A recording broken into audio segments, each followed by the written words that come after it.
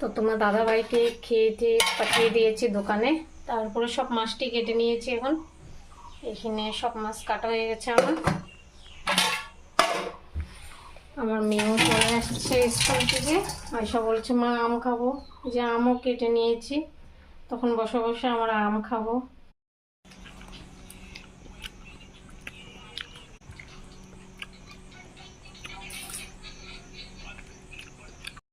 তো আমাদের আম ঠাম খাওয়া শেষ, এখন নিজের কর্মতে লেগে যাই। এই যে চিংড়ি মাছের ভাপা হবে, আর এখানে আছে রৌপোয়ালি, ডাটা বেগুন দিয়ে ঝোল।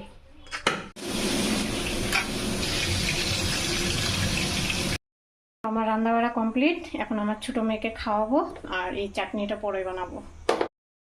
মা এখন মাম খাবে না বাবা? কি খাবে? বাতু খাবে না? সব কিছু রেডি এখানে, খাওয়া টাওয়া, তখন ভাত বাড়বো, খেয়ে নিয়ে তারপরে দেখা হবে।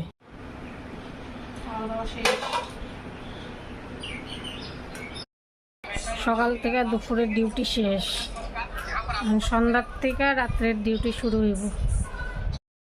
সারাদিন কাজকর্ম করার পরে খাওয়া দাওয়া করে ঘুম দিয়েছি, তখন যাচ্ছি দোকানে। তো দুপুর বিকাল পরে একটু আমি দোকানেই যাই ডেইলি, কেন কি ঘরে থেকেও ভালো লাগে না, তার জন্য আমি দোকানে চলে যাই। আর আস্তে আস্তে একদম রাত্রে তারপরে দেখা হচ্ছে দোকানে। এটা হয়েছে আমাদের দোকান।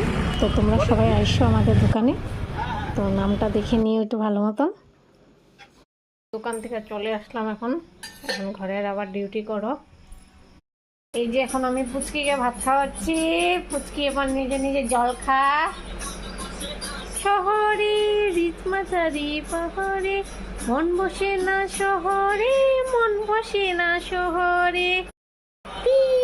পিস খাবে।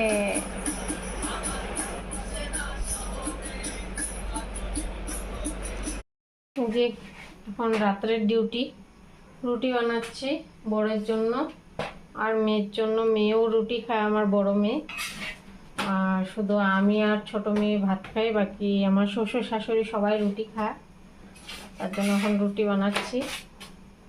বাকি দুপুরে সব কিছুই ছিল আজকে, এর জন্য আর কিছু বানাইনি। তো guys, good night, bye bye. তো সবাই ভালো থেকো, সুস্থ থেকো।